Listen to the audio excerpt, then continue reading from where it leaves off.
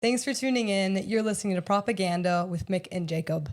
The Grammys happened over the weekend, and it wouldn't be the Grammys without some of our favorite celebrities telling us what they think about what's going on in the world that they don't live in.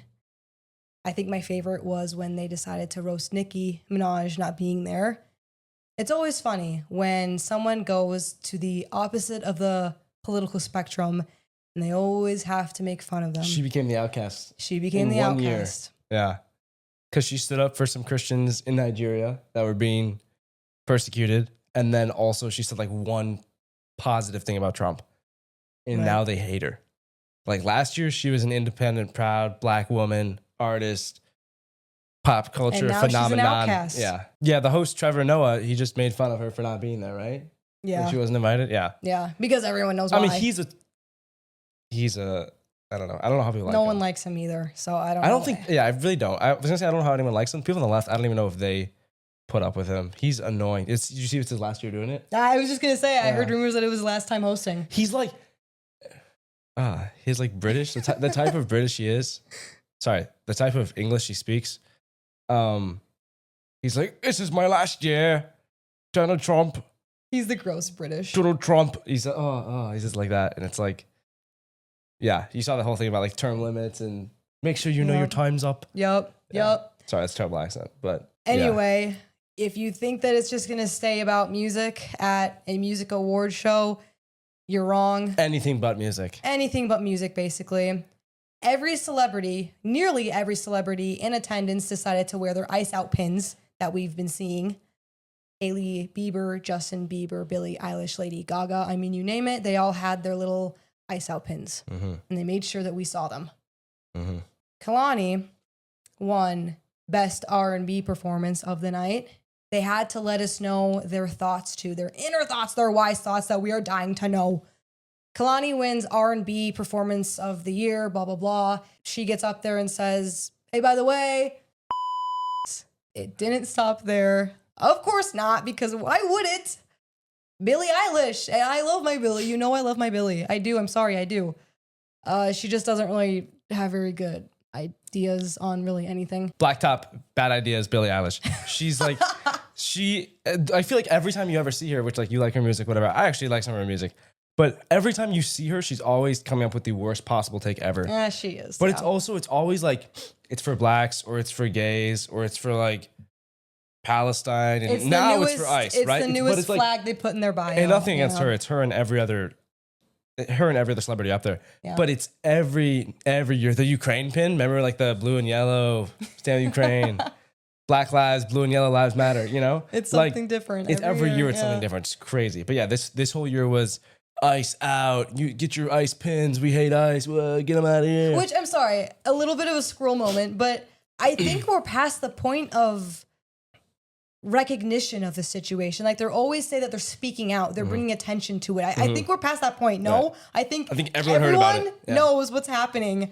So, like, what now? What's funny, too, is does anyone listen to them? Like, does anyone... I know people do, because they're people retarded. Eat it up. But, like... You guys realize, right, that Billie Eilish, Trevor Noah, all the other big names there, the hosts, the performers, the backup performers, the artists, whoever, all of them there, they live in multi-million-dollar homes.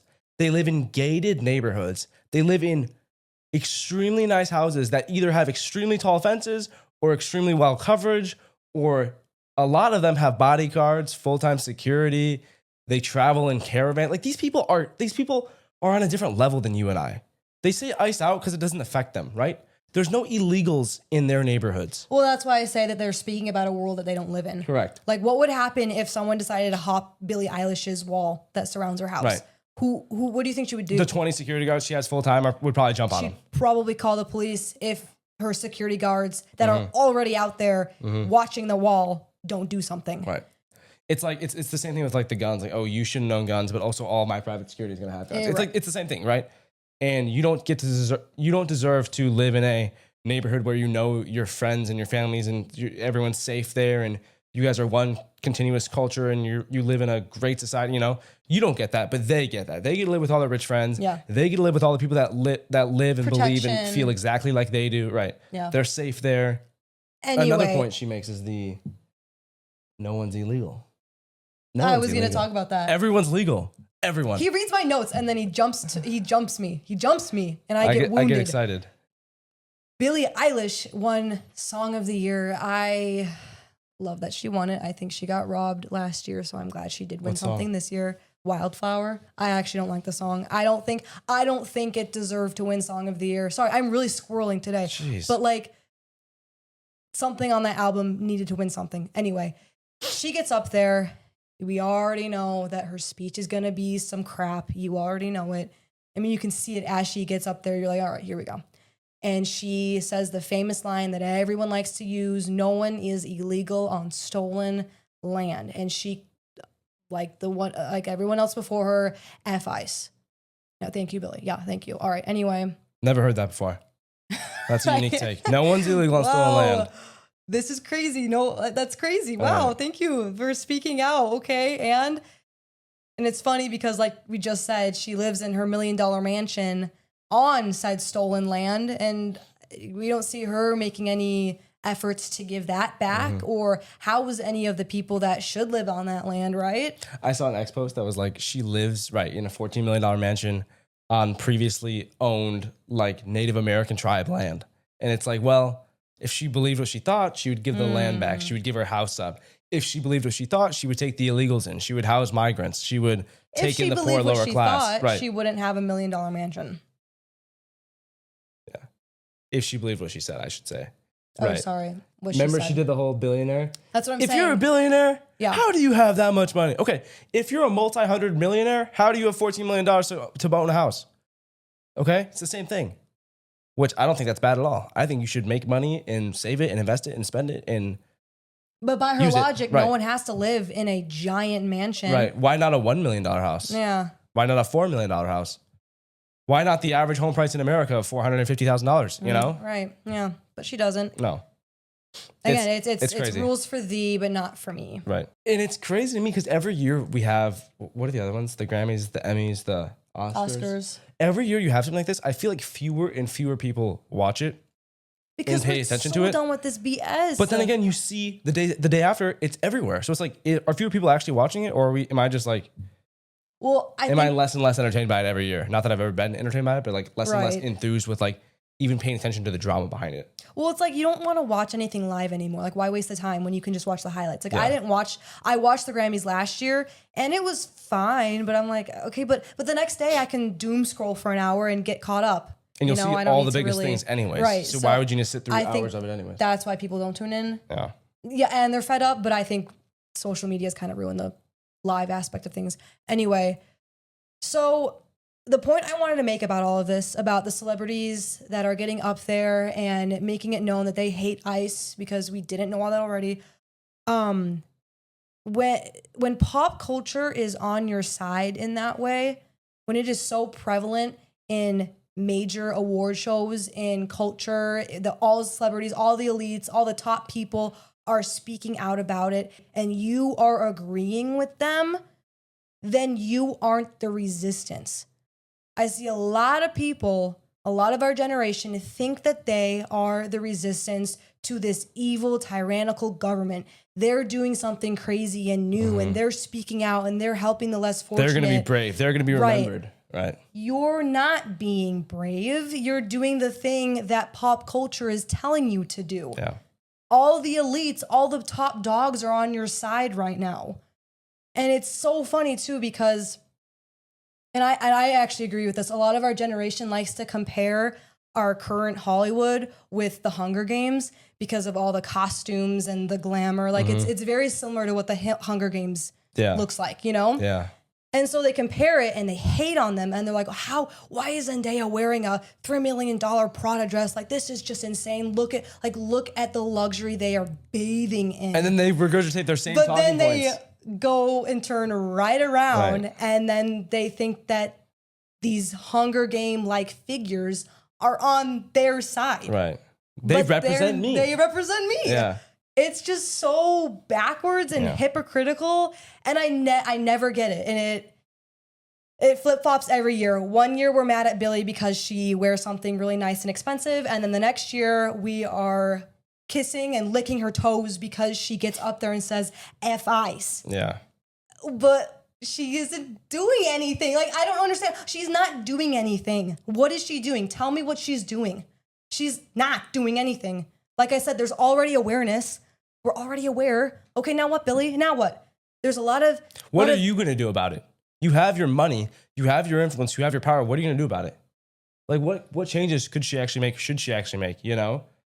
Well, with the millions of dollars that she has, she can Housing? build housing for Right. these immigrants, these Schooling illegals. for the illegals? Right. Clothing, food, shelter. Daycare for the kids so that the parents can go out and work? Yeah. But they don't. And that's the point. And I just like let that kind of turn in your head, you know? It makes me sick. I'm like, this is so stupid because they're in their little Garden of Eden and then we're on the outside, but then they're still in the Garden of Eden telling us what the outside should look like, even though they aren't living outside. Right. Something that is really positive though, did you see this? Jelly Roll won a Grammy. He won 3 actually. And when he got on stage, he actually turned the tides a little bit and he thanked Jesus. And he goes on to say that in the darkest moments of his life, when he was broken, a horrible human, he was down as down gets. He's Near been in death. jail, Yeah. suicidal, I'm sure. The only thing that he believed that would get him through that and that would make him a better person and change his life was God. And he says, quote, Jesus is for everybody. Jesus is not owned by one political party. Jesus is not owned by any music labels. Jesus is Jesus, and anybody can have a relationship with him. That's true. And he says, I love you, Lord, end quote. Yeah, I saw that was a really good point. But even then, people, Christians, were not happy. Because on the red carpet before the awards, Jelly Roll was asked about the ICE situation. And he refused to comment. This is what he said. Would you be willing to comment on what's going on in our country right now? I don't really. So this is the truth, and I'm glad somebody asked because I love talking about this stuff when people care to hear my opinion. But so I can tell you that people shouldn't care to hear my opinion, man. You know, I'm a dumb redneck. I haven't watched enough. I didn't have a phone for 18 months. I've had one for 4 months and don't have social media. I hate to It's be a the good place artist to be. static aloof, but I've become so disconnected from what's happening. And I wish. I'm just not I grew up in a house of like insane pandemonium and like I didn't even know politics were real until I was in my mid-20s in jail. Like that's how disconnected. When you grow up in a drug addict household, you think we like have common calls about what's happening in world politics? Like we're just trying to find a way to survive, man, you know? And I have a lot to say about it, and I'm going to in the next week, and everybody's going to hear exactly what I have to say about it in the most loud and clear way I've ever spoken in my life. So I look forward to it. Why is that a bad answer? It's not. What's wrong with It's that? a great answer. You know Yeah. why? Because he's a musician, Yeah. not a politician. And he's talking for 2 minutes. He doesn't have half an hour to lay out his life philosophy and moral beliefs and values in a political Right, structure yeah. in 2026. He doesn't have the time for that. They asked him a question, I'm sure, as he's just walking on, making his way through the red carpet, right? Like, it's the same thing with Twitter and Reels and TikTok. Like, you cannot possibly explain everything you believe to the extent that you want to for every argument you've ever had. Even in this In like 30 seconds. 25-minute podcast, Right. I Yeah. feel like I'm Even not in an even episode. Right. able to explain myself well. So honestly, it's not a bad answer. Also, he didn't say he's never going to talk about it. He wants to ignore it. He addressed it. And like, yeah, like I'm just not that involved and I'm not that educated on it. I'm Right. not going to talk about it right now. Right. I'd like to talk about it next week, you know. Stay tuned. What is so wrong with Right. waiting before you speak? Right.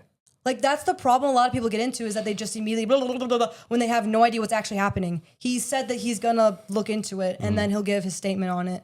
Like he's not refusing to acknowledge it. He knows what's Right. happening. I love how when Alex Pretty got shot, the first thing is either ICE is totally vindicated, nothing bad happened whatsoever, don't get on them at all.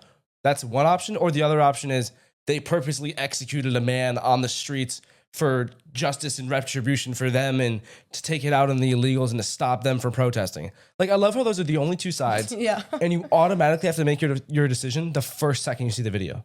It's like, wait, why can't we wait to see what comes out? Why can't we wait to hear what's happening? Why can't we see Right. more footage? And it might not even be their lane to speak on it too. And that's Yeah. what's so irritating with all these influencers and with all of these musicians and artists, and they immediately want an opinion when they're not ready to give an opinion. And this isn't even something that they really, not that they don't care about it, but they're not in that space. They're not Right. at the drop of a hat ready to go like a political commentator would be. His opinion is a lot more realistic and a lot more down to earth and a lot more genuine than Billie Eilish's was. Yeah. Like, that's actually a real answer. Billie Eilish, like, that's. You think she came up with that? You think she thought about that? You think no? She's just saying what she's been told to say, what she's been hearing. Like, if anything, they should give Jelly Roll some credit for taking a second, pause, and thinking Yeah. about what he's going to say, Yeah. and trying to lay out what he can in a couple minutes. You Yeah. know, on a clip. Like, So it was super encouraging to see something like Jelly Roll's speech happen. It was very discouraging to see the others. I mean, we knew it was going to happen. But I want to speak now to the Christians that were quick to, for lack of better words, just be pissed at Jelly Roll because he's not speaking out on this. And I have been very pissed every time I go on social media because my fellow Christians love to throw around Bible verses that have nothing to do with the current situation we're in with ICE, with illegal immigrants. non-believers, people that have never read the Bible or touched it or looked at one, love to throw out Bible verses they saw. They don't look at the context. They don't look at the relationship of the verse with the passage before it or after it. They don't look at the time it was said in or what was meant by the phrase of Right. it. They just take a verse and post it and say, this is this, you know? So the people that have been throwing around those Bible verses, and then Christians too, the love thy neighbor no matter what, Christians, this is for you. Because I sat on my butt last night and I looked into everything. And here is the biblical argument that illegal immigration, what is happening in the United States right now, is not something the Bible or God would support. So, Or let's have get- you defend. Correct. So let's get started. The Bible is very clear on immigration and it actually mentions immigration a lot. There's a lot of stories of immigrants. Ruth is one of them, the stranger, the refugee, the alien, and we're called to be kind to those people and help the less fortunate. That's very well known about the Bible. Some verses that they love to throw around are Exodus 22 verse 21. Do not mistreat or oppress a foreigner, for you were foreigners in Egypt. I'm the Lord your God. Leviticus 19 verse 33 says, the foreigner residing among you must be treated as your native born. Love them as yourself, for you were foreigners in Egypt. I'm the Lord your God. I mean, there's several. Deuteronomy 10 verse 19, and you are to love those who are foreigners, for you yourselves were foreigners in Egypt. I'm the Lord your God. I think we get the gist. We're meant to love foreigners. And everyone's using these against the Christians that support ICE. Mm-hmm. But let's go back to the example of Ruth. I mentioned Ruth. She immigrated to Israel, but you know what else she did? She assimilated. She adopted the values, the culture, and the religion of the country that she immigrated to. She did not cross into the country waving her own flag, demanding everyone around her learns her language, her religion, and her culture.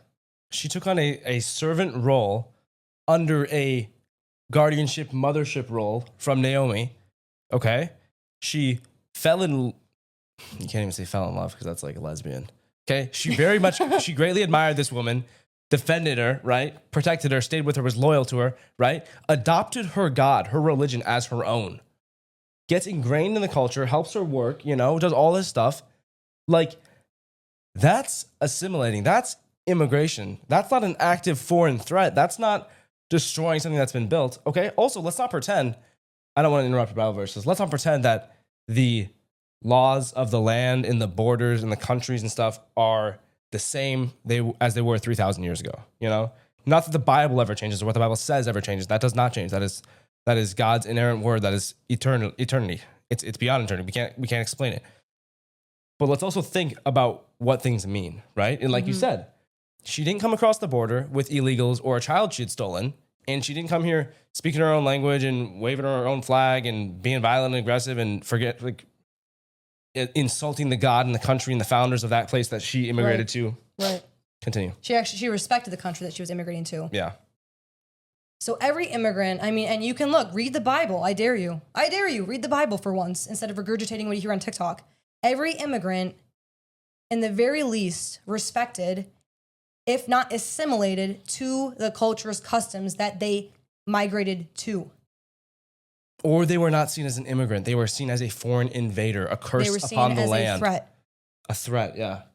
So every immigration case laid out in the Bible, I do believe is referring to legal immigration, not illegal immigration. It's perfectly legal. every time, unless they are taking over that country. And it's funny because people always like to ignore the other part of Deuteronomy. In Deuteronomy 28, God lays out what will happen to nations that obey his commandments and then what will happen to those who do not. And this is super important because I think it's really funny. So one of the consequences laid out in this chapter in verse 43 and 44, so it's Deuteronomy 28, verse 43 and 44, says, foreigners who live in your land will gain more and more power while you gradually lose yours. They will have money to lend you, but you will have none to lend them. In the end, they will be your rulers. And this is a curse to the nations that do not obey God's commandment. Having foreigners come into your land and take it over is seen as a curse in the Bible. A curse that is justifiable for disobeying the creator of the universe. It's that bad. And this is not a family. This is not a religious group fleeing persecution. This is not a refugee. This is not a slave. This is talking about a foreign invasion, a mass immigration, a inherent change of the people and the land of the culture.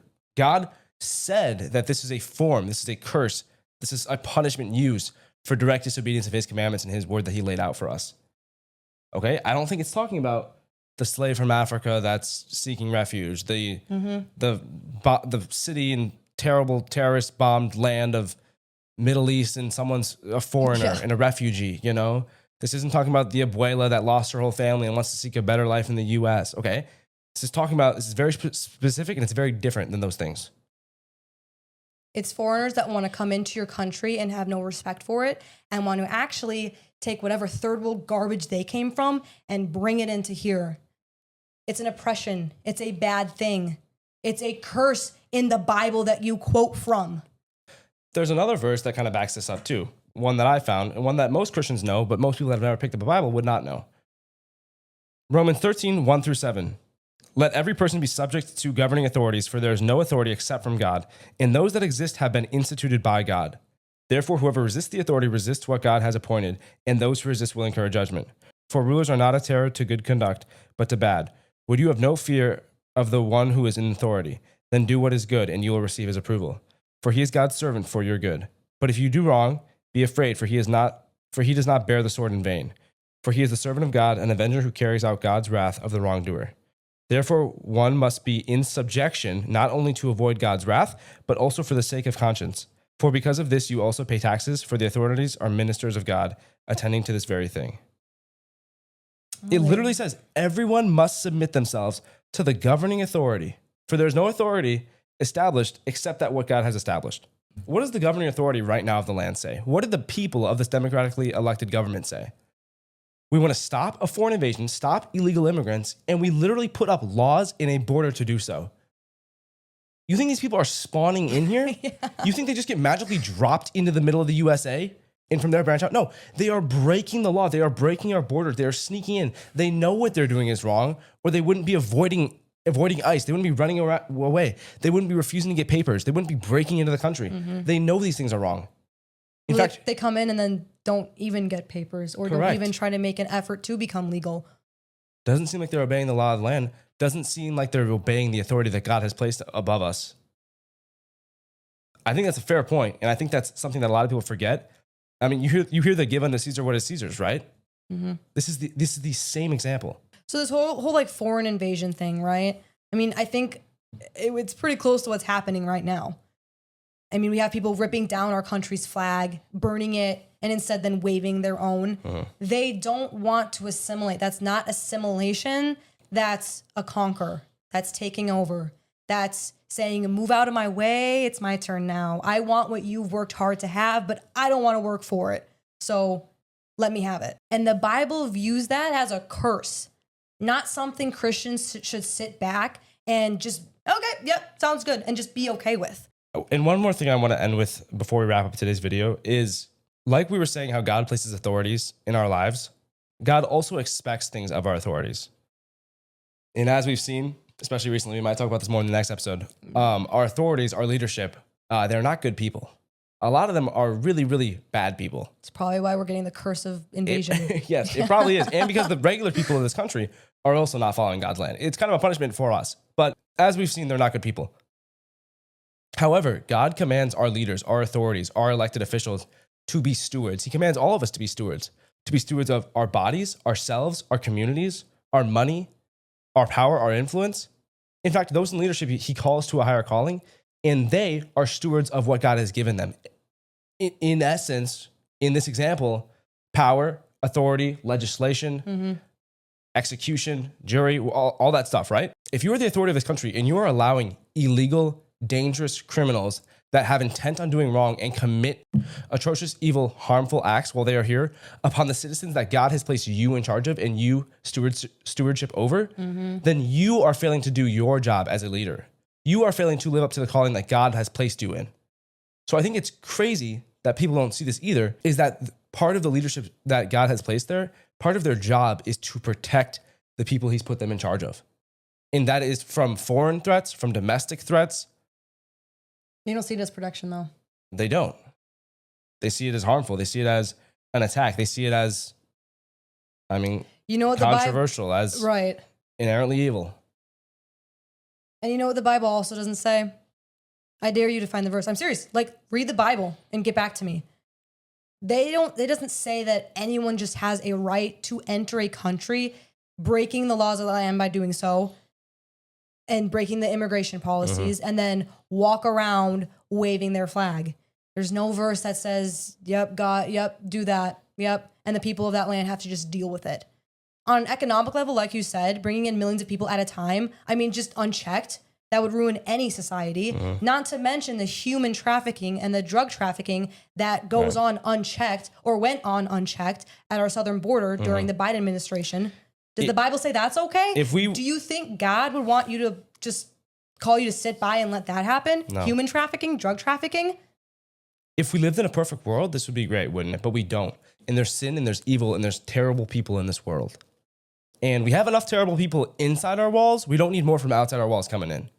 And we have a responsibility to uphold that. We have a responsibility to protect our own and to defend our own and to defend our country and our God-given rights that he has given us. I genuinely believe that. And our leaders have those same obligations and duties to hold as well, if not more so of an obligation to do that than we do. We have a beautiful country, and we're stewards of that. I think all Christians can agree that we're stewards of our property. Right now, the people that are coming into our country, they are destroying it. As good stewards, they need to get out. They hate you, they hate your God, they hate your country, and they hate everything about your ancestry and your heritage and your culture. Those are not sojourners. Those are not strangers. Those are not foreigners seeking refuge. We've been very nice to those people. There's exceptions. There's some. There's few. We've let way too many of them in. Right now, we have problems. We have genuine problems and genuine people that hate us, hate you, and hate this country we live in. God does not demand us. He does not obligate us. He does not say we're responsible to allow every single person into our country. In fact, we have the exact opposite responsibility. Protect, defend, be stewards of. That is our job, especially as Christians. So to end it, the cases of immigration, it's illegal immigration. It's not just immigration, by the way. The cases of illegal immigration that is happening in the United States right now is not an immigration that the Bible would be okay with, that God would be okay with, and want you as a Christian to sit back with your hands and be, okay, sounds good. All right, everybody come in. You are not morally obligated to defend it. No. At all. And if the foreigners do not assimilate, it is a takeover, and that takeover is seen as a curse by the very Bible you're quoting from. Why would we want to be taken over? I don't. I like my country. I like the way that it used to be. And I like to get back to that. Thanks for listening to this episode. As always, leave a positive review. It helps get the podcast out. Follow us on TikTok. I changed the username. Sorry. It's at Mick and Jacob now. I believe Instagram is at Mick and Jacob as well. YouTube is still at Propaganda MJ. Give us a follow, give us a like, and thank you so much for listening to today's episode. We'll see you Friday.